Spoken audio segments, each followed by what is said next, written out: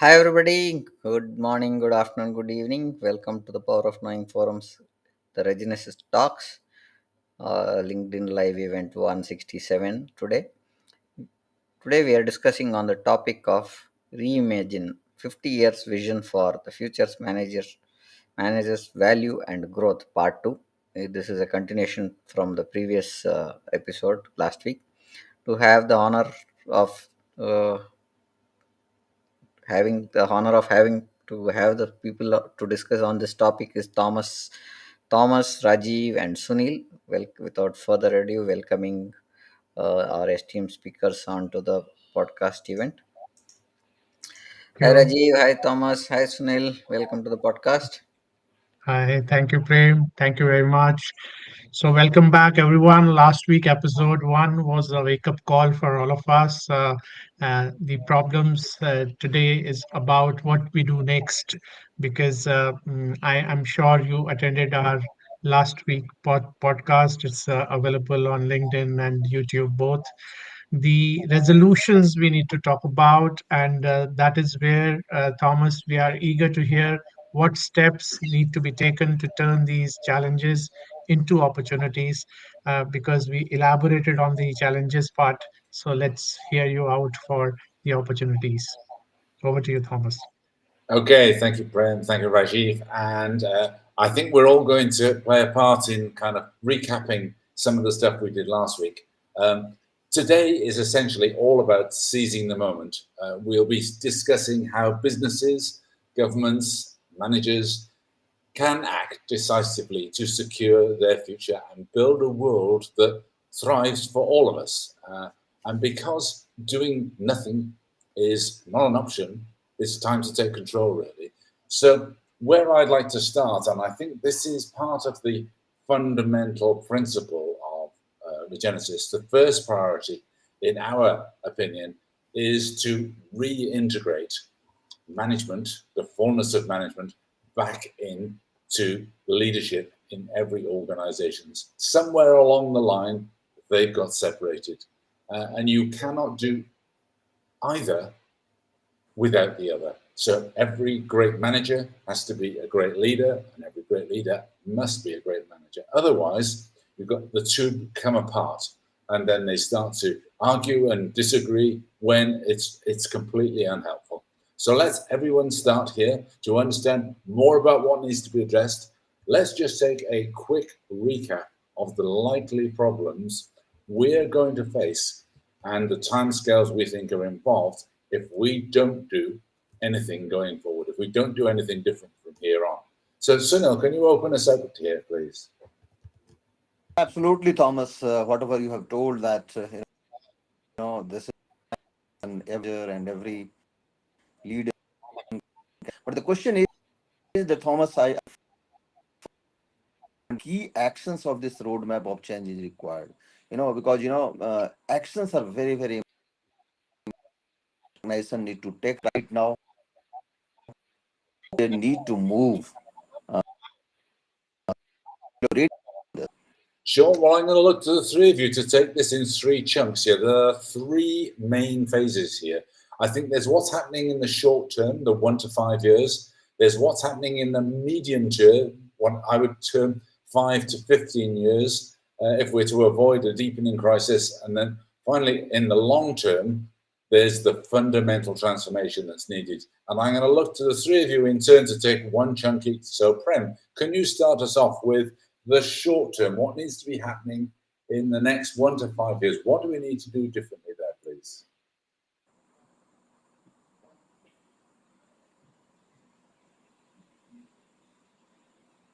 You're on mute, Prem. Sorry about it. Uh, what I would like to add, or the short term 1 to 5 years, is we should look at employee expectations issues. Like, there are a lot of things happening around is there is no engagement that is happening. There seems to be issues related to burnout, and demand on flexibility are already manifesting, leading to a great resignation, and that burnout has to be addressed out. And making talent retention is becoming a critical part for the organizations, which they should adopt quickly and therefore retain the workforce and attract more top talent. That is one piece that I want to look at in the first few years, is that you will have to look at how the expectations are managed. Coming into the next is with global regulations on the climate action and corporate governance, companies have a very short window to adopt their practices, which I think is more of a regulatory change that have to be taken. There, those that lag and face fines are to be excluded from certain markets. But the regulatory things that have to be looked at, maybe looking at time for them to work-life balance, something like those, and labor laws are becoming strict and strict for every organization or every region that the organization is working on. So that is one major thing that they have to look at and see how it is to be taken. And the third part that I want to look at is on the consumer behavior. The shift towards purpose driven purchasing decisions is accelerating. Brands that fail to build the trust align with customers' values risk us losing market share is rapidly happening. And this trust is because every consumer wants to become a big name without having the trust built initially. The trust is what they should build with the team, and that makes a lot of difference in keeping the top talent in the first few. Intensifying these pressures will help on people on the short term for 1 to 5 years. Over to you, Thomas. Okay, it's actually Yes. Rajiv, I think, coming up next Yeah. with the medium term, please, Rajiv. Yeah, thank you, Thomas. See, medium term is 5 to 15 years, and we see a lot of deepening crisis happening in this particular area or these particular years because of three major reasons. One, of course, economic inequality, because automation continues to displace jobs. The gap between skilled and unskilled workers will become more pronounced, and this will lead to social unrest, and it will affect businesses in their stability, and it definitely creates a pressure for companies to invest in workforce reskilling. So this particular period of 5 to 15 years has one this major thing, which is economic inequality. Next comes the climate related disruptions. We have seen lots of climate related issues happening all across the globe. The next decade will likely bring more frequent climate related disruptions, from supply chain interruptions to physical damage to facilities. We see sudden floods. We see, the rains coming to even areas which were deserts. And so a lot is happening around the world, which is very unpredictable. So organizations need to integrate climate resilience into their strategies or face significant operational risks. So, and I have seen for myself, because if you're not taking adequate measures, like there are certain areas which are never having floods, so people, they don't take flood clause in the insurance. But uh, you know uh, the kind of situation which is happening, you need to be very particular about managing your risks. So this is also something very, very important. And then the management evolution part of it, the pressure of for management of change will continue to grow as younger generation move into management roles and demand more adaptive, emphatic, and uh, particularly, you have to handle them with care. So the management styles have to be modified accordingly. So organizations that resist this shift may find themselves struggling to attract and retain emerging managers. So that is where I think we all need to work together, and that is what I feel is the medium term challenge for all of us between 5 to 15 years. Over to you, Sunil. Yeah, thank you, Rajiv. I think Prem and regarding the short term, medium term challenges. I will say that long term challenges that is very, very important. And I will say this is basically fundamental transformation because the way businesses are happening that is going to change completely in 15 to 50 years. That has already got started, but in this long term 15 to 50 years, this will totally change, and that will be whatever way the things are happening today, that will not happen. That will completely change in this long term 50 to 50 years. And if I have to summarize, then I will say I'm seeing three things. Number one, the way the transformation is happening in all the industry due to automation. So that widespread automation. Number two, the resource scarcity and climate actions. And number three, every organization has to redefine their purpose. So, coming back to number one, widespread automation, I'm able to see that though automation has got started, but in 15 to 50 years, the automation will transform most industries, creating a need for business to redefine the role of human workers, managers, and organization will need to find ways to integrate AI as partners rather than replacement and navigate the ethical challenge that will come with. So that will be the reality, and organization has to prepare for that, and that will completely change the things that are happening today. The number two is resource scarcity and climate action.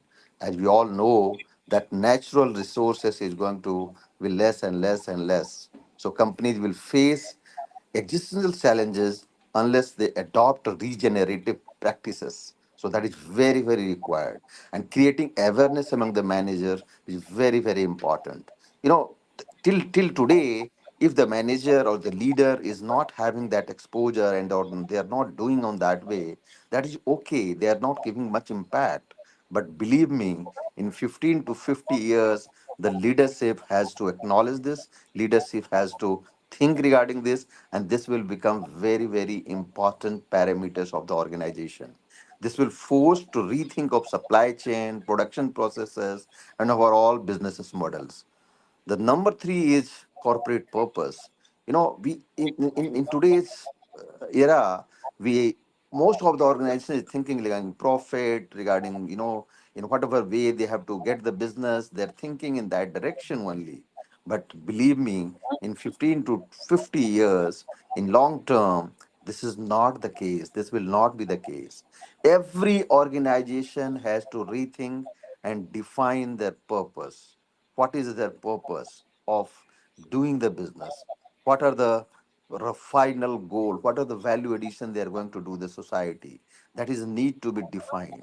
So that will be the complete shift from a stakeholder capitalism to to adopt a purpose driven, socially responsible approach, and that will be a complete change of the thinking. In developed world that has already got started, and we might be seeing in the industry, if if any organization based in US or Europe, if they are adopting a vendor, they are selecting a vendor, the very, very important parameter they use to see that they're ethical or not, they're socially responsible organization or not.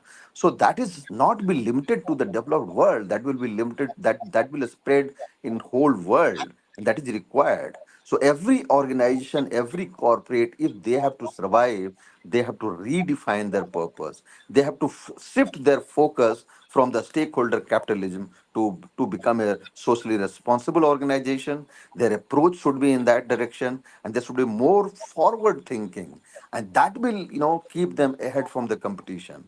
The organization who will not focus on these parameters, they will not survive. They will not be acceptable in the industry. So this fundamental shift will require a complete transformation how the success is measured. So the parameters of measurement of the success of the organization will completely change. Over to you, Brain.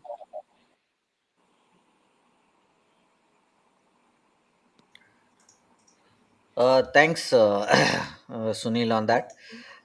Coming to the next segment that we are looking at, shifting in values and behaviors is what we are talking about.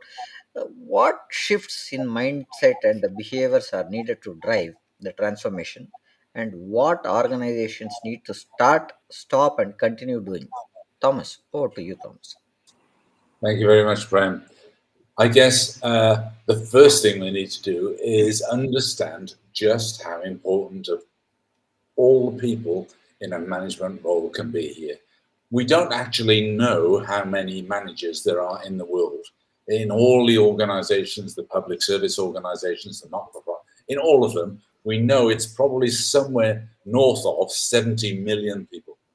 Now, if we can agree and talk about some kind of common approach to a rational approach to the future, building a better future, building a better world, then together we can make a massive difference. Now, what you may remember about Regenesis is what we've done is we've simplified the way of describing what management is. How is management separate from and different to and in addition to leadership? It's a definite series of areas of thinking that need a rational, logical approach. Because if you just go for, if you like, the emotional, the motivational, the kind of influential styles of leadership, you can go horribly wrong. And what we're beginning to see that some of the agenda items over the next 5 or 15 or 30 to 50 years, if we get those wrong, we could get them horribly wrong. So now is a great time for organizations to begin to rationally think about how to move forward. So there's big challenges all around. If you look at managers, the managers are everywhere. So biggest challenges for governments, for example, creating more economic equality and avoiding unemployment. With all this automation around, it'd be an easy mistake to just let unemployment skyrocket. Not a good look, because humans don't stay healthy if they've got no work and they're not playing a part in their own survival. We got climate change and sustainability. We got avoiding social unrest and trust erosion. That's big issues for governments and local kind of councils and everything that are doing their best to help us work together, we live together, be together, and managing aging populations. As we're all getting healthier and living longer, that's becoming more of an issue, of course, and that's also alongside the falling birth rate, which isn't helping things any. So there's governments, there's the biggest challenges for businesses, thoughtfully, and I mean thoughtfully, managing and introducing technological change for the long term, to look at consumer expectations for ethics and sustainability. People are getting worried. They almost will vote for anything just to get something different to happen, and avoiding market volatility and economic instability. Because if the bottom of the market collapses, then the whole thing can collapse, the whole economy can collapse, and everybody loses. Biggest challenges for managers?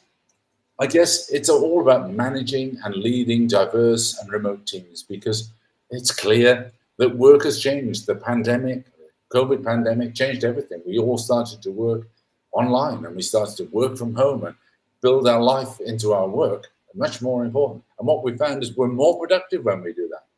We need to balance innovation with stability. So yes, we need to introduce new ideas, but not so fast we can't keep up. So we talked about some of that earlier. And navigating constant change. We continually have to start thinking and rethinking and reinventing and reiterating our vision of the future. And of course, we're not alone. If the managers can do that well, if we as managers can do that, then we can help employees manage their biggest challenges, like retaining their job security and avoiding skills mismatch. So how do we keep people's skills up to date? And how do we maintain and indeed install work-life balance? How do we get that better? Because it seems at the moment that lots of people are working really, really hard, and there's a load of other people who can't get into the economic miracle. They're somehow locked out. Something we're doing isn't quite right. It's getting better, and it's being led by certain countries. Obviously, India's doing an amazing job of improving the balance there, and the rest of the world needs to come in that direction as well. So being helped by employers, by purpose and engagement is obviously a key role for managers and businesses to look at. Customers, they're not unaffected either, because they are wanting to have more transparency. They want to be able to trust the businesses more. They have a desire for ethical and sustainable products, and they have rapidly changing preferences as the news and the media and the internet and all the information flowing around is affecting the way they think about things, around their health, around the environment. So it's all about avoiding that economic insecurity. And it doesn't leave behind the banks and the financial sector either, because they've got things going on too, like integrating digital finance. What's the right way to bring that on, to bring that into the economy? And managing to keep the economy stable at the same time, and investing more sustainably in what creates life rather than just profits. We just can't keep, burning the environment. We're taking from the environment just for the sake of money, because money in itself is only a representation of value. And if we destroyed our living place, well, we've made a series of mistakes. So managers in all of this, in all the different environments here, have a massively important role to play. If you think about it, managers between them all daily decide what will happen to all the financial, human, environmental, material resources in the world. And we've got to change the way we work in that scenario, that kind of calculation. So the single biggest pain that will drive a better approach will probably be the systemic risk from economic inequality and environmental degradation. They're the two big things, because if those are lost, we could lose the lot. So, Rajiv, what about the future? Yeah, thank you, Thomas. So, Thomas, you have very beautifully described the challenge which is about to come and how we are going to handle it. So, can you summarize the vision as we see it from Regenesis, and why we see managers, executive directors, organizations, and businesses as really key to a better future? So, your views on that, Thomas? Sure. I mean, as you know, we formed our views simply because there are so many of us. There are so many managers and business owners and executives and directors in the world. And we're all essentially working hard to do the same things, which is make the best organizations, the best contributions to the world and society that we can. And we really need to step up maybe that little extra step, because the possibility that's just around the corner is a society transformed. Businesses aren't just engines of economic growth, they are actually the stewards of societal and environmental health. And there are somewhere between, well, as I said, somewhere between 70 million and perhaps as many as 700 million people in some kind of management role in the world. I mean, that's massive. If we are to create a world in which humanity and technology coexist harmoniously, then what we need to do is be supporting each other in building a world that is sustainable, just, and humane. We need a society where innovation serves life, where growth is measured by well-being, and where prosperity is increasingly extending to all. And we need to stabilize the whole situation. We can't keep going like we're going. In the short term, as we said, we need to be clear about implementing human augmentation strategies that elevates rather than replaces human labor. So how do we do that carefully and in a very kind of thoughtful, smart way to create more meaningful and resilient job roles across industries, rather than take out swathes of jobs and leave millions or even billions of people unemployed? Their mental and physical health would be bound to massively deteriorate if we went in that direction. Humans, as far as we know, must sustain themselves to be healthy and to grow.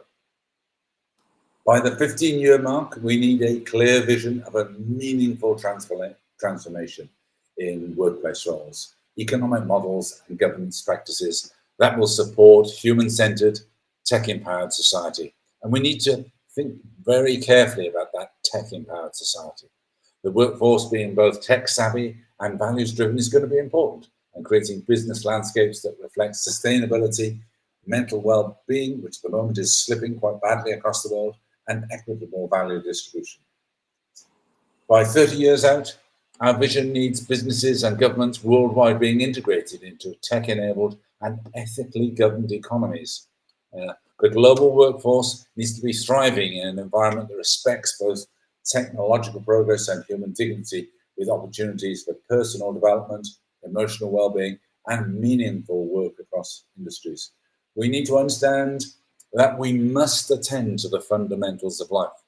And these are much simpler in some respects than the kind of very high-tech products that we've got used to in the last years. They're always about life. They're always about water and food and habitation.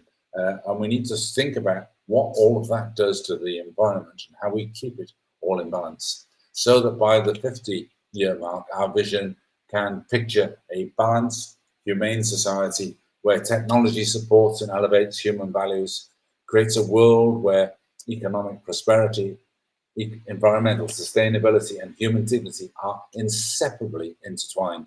And as a result, organizations, managers, and governments can operate in a harmony with shared goal, a thriving world where technological advancements serve humanity at every level, from individual well-being to global prosperity. So somehow we need to pull this trick off in a much better way than currently we have in prospect.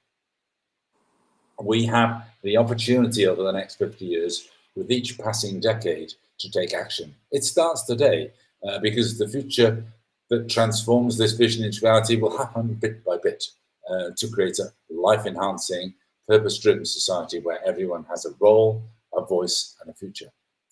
And it's not just becoming better business systems, it's about doing it before the wave of wrong things hits us. And because if we let that happen, we will stop knowing what we know. We will lose a lot of our intelligence. It's amazing how big an impact just 2 years of COVID had on achievement levels, intelligence levels in schools, academic attainment. It's just a whole load of indicators dropped away when we stopped working for the briefest of moments. Imagine if that was more profound and lasted years, how quickly we would forget much of what we've taken probably centuries or even thousands of years to learn. So, Sunil, what do you think of the conclusion of all that is? I think, Thomas, you have elaborated this topic in great length.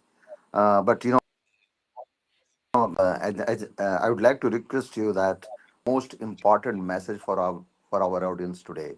If you can do that, that will be that will be important. I guess the single most important message is out to all the managers and executives and business owners and founders.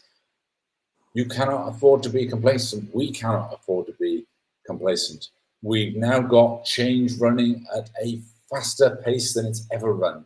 And it is we that are managers and business leads that are changing it. It's we that have done it. It's we that are doing it. And the only way to thrive long term is to proactively embrace and take charge of the change and a better future, building a better future head on.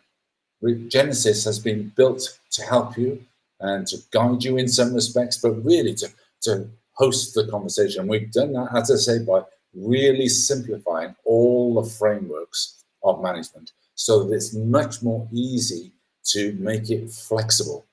Over the years, management has become a really big piece of thinking and doing and processes, and we've lost the way a bit there. And the same with leadership. It's become almost disconnected from life itself.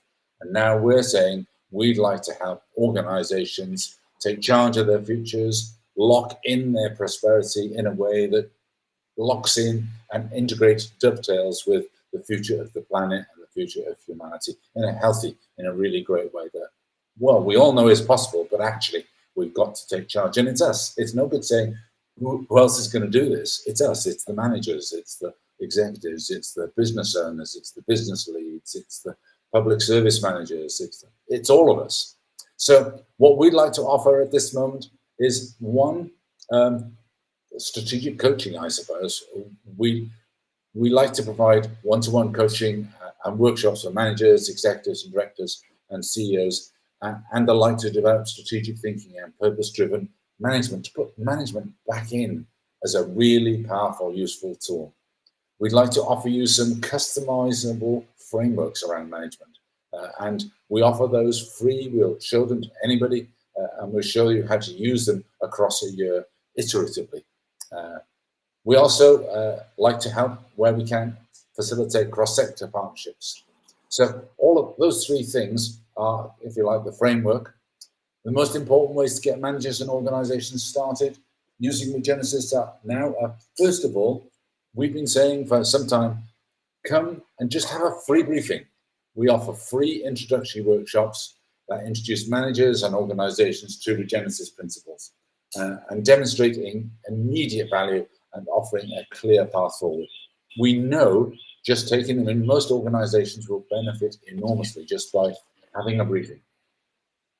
And today, we've also launched something new that we're going to be reinforcing over the coming weeks. We're offering our Global Regenesis Foundation Program, which is a shared approach to how we can manage in the future. And we have a very clear year-long training program, and we've tried to keep the costs as low as possible so that every single manager across the globe can now afford to take on this program.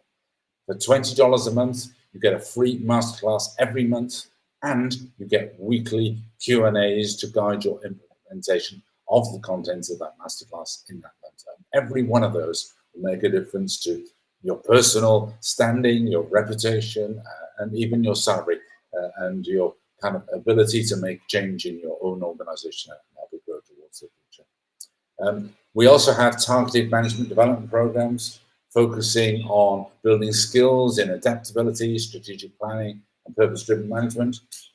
We're also very happy to run pilot programs inside businesses and organizations, just for you, that apply Regenesis principles to specific departments or projects. We're happy to do all of that.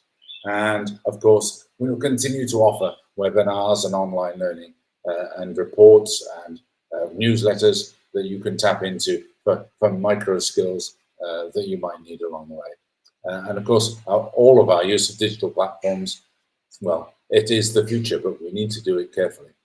So, Rajiv, where are we now? Thomas, thank you for a very elaborate explanation of all the offerings Regenesis has. By helping you address the immediate and long-term challenges in your organization, Regenesis can become an essential tool for guiding managers and organizations through the transformative changes in the next 50 years. And let me tell you, we are all geared up for that. And that is our purpose of coming to you and explaining our offerings every week.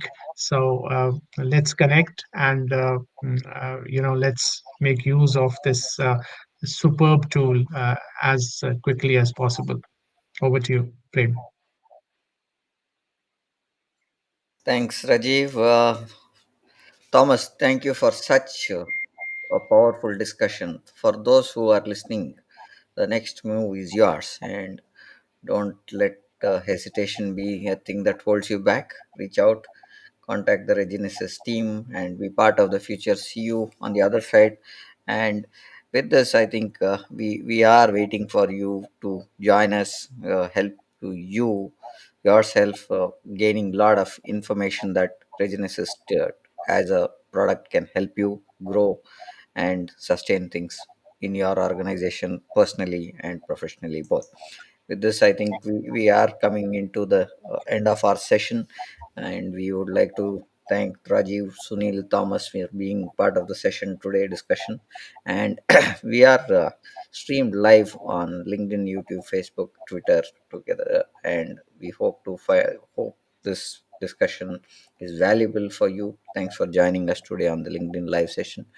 Tomorrow we are having a topic on our 168th episode, Leadership in Virtual World. Are you ready for the challenge?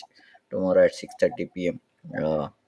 Looking forward to see you again. Good day and bye for now. Rajiv, Sunil, thank you for joining, and we would like to conclude the Thank show. you. Thank Thank you. you, Prem. Thank you, Thank you. Prem. Thank you.